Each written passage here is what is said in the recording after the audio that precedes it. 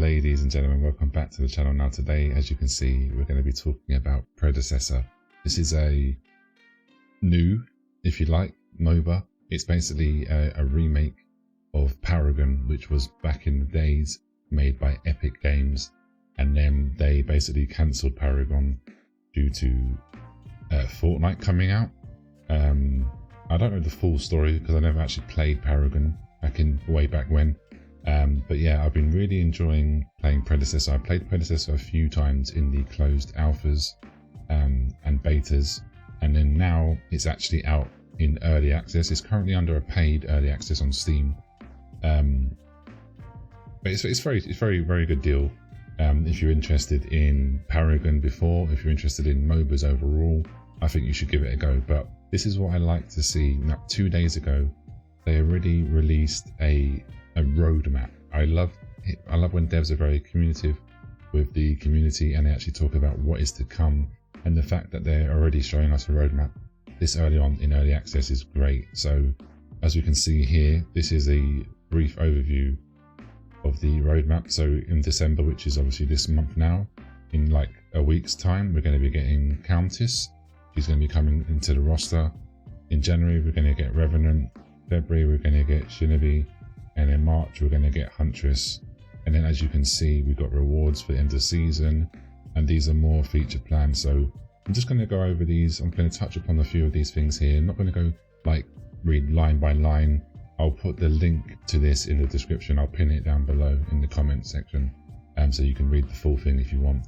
But here we go. So shortly after season 1 ends on March the 31st of 2023, players will receive rewards based on their player level at the end of the season. This is our way for thanking players for their time and dedication to Predecessor during the early stages, whilst we work on implementing progression systems in the game. So this is really nice. So if you end on level 10, you're going to get this profile icon for Countess. Then you're going to get the Countess skin. If you end on level 20, level 30, you're going to get another icon, a Huntress skin, and then for 40, and then for 50 plus, you're going to get 300 coins per 10 levels. So they're going to cap this at level 300. So basically, if you're going to be grinding your socks off in this game, and you get yourself to a really high level, you're going to be rewarded. So that's nice just for playing. And then it says we will have 2 exclusive icons for your player account avatar to commemorate your time spent playing. So there you go. That's those 2.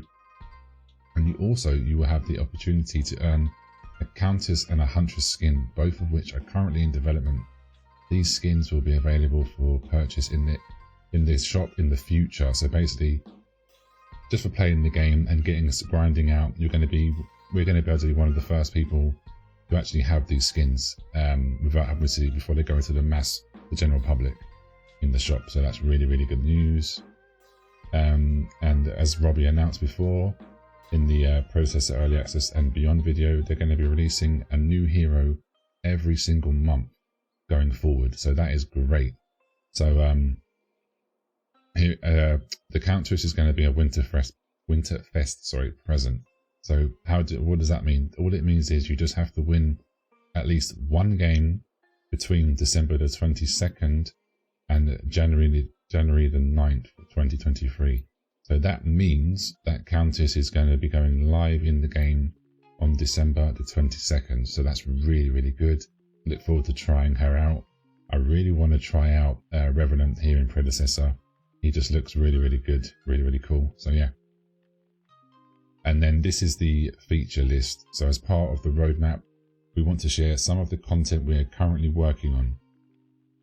Obviously, like all roadmaps, they're not going to be able to say 100% that they're going to fully, they can't fully commit to every single thing on here. But this is obviously some of the ideas. Now, I wanted to just touch upon a few things that I'm excited about here. Might be small to you guys and girls, but we've got the creep score bounties. So Predecessor already provides additional gold when a team is able to kill a hero who is on a kill streak. With creep score bounties, we look to expand this system and provide players additional gold when getting kills on targets who are far ahead in creep score. So that's really huge. I like that. This again, this is something might be little to you, But to me, it's really, really nice. I want to see this where match end details, so a set of screens at the end of a match where a player can review their performance against their teams and the enemy team. Social interaction would also be available here, like adding a friend or reporting a player. So currently you can't report players, so whether they're toxic, whether they're leaving. So just little small tips, but just bear in mind, obviously this is early access still, so there's things missing. And when you're going to play a game that's in early access, you need to know things are not going to be perfect. They're going to be far from perfect in some stages, but the gameplay and the fluidity and the smoothness of this game is spot on. It's just things like, you know, match end details, player reporting and AFK punishments, things like that are lacking. Of course they are. Heroes are lacking. Ranked is lacking, but it's so early on. I have faith in the team that later on they're going to, you know, obviously commit to these things, and they're going to bring them in once the game is actually fully released, and it's going to be free to play on its full release. So yeah, they're going to do it. They're going to be bringing in a tutorial, which is obviously to help out new players. Store skins, of course. There's a solo versus AI game mode coming out, and Fangtooth buff improvements. This is what I'm excited about. We will be spicing up the Fangtooth buffs, so the objective has more depth and a greater comeback potential, because I feel like sometimes some matches people are not too bothered about getting Fangtooth. They either want to just have a lot of team fights, or they just ignore Fangtooth completely, and then the enemy team ends up getting Fangtooth, and then it snowballs, you know, the effects start snowballing against you. So it'd be nice to see more incentivization for you to you know, for you to want to go and get Fangtooth. Custom games is coming, spectator mode and replays, that's nice. Of course, bug fixes, quality of life, excuse me, console status. While we are still unable to provide a timeline for the release of console version at this time, we can confirm that Predecessor will feature cross progression, meaning skins, heroes will be accessible from any platform of your choice. Now this is really, really, really good news. That it is coming to console, definitely, and the fact that there's cross progression, that is also very, very, very, very good news. So yeah, it's going to be season 2, end of season rewards.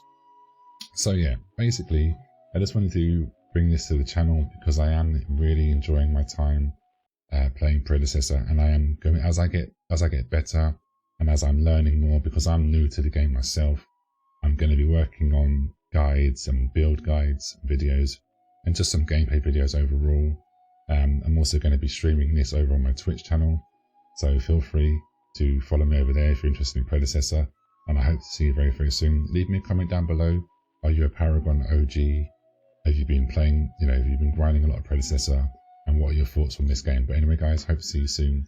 Take care. Peace.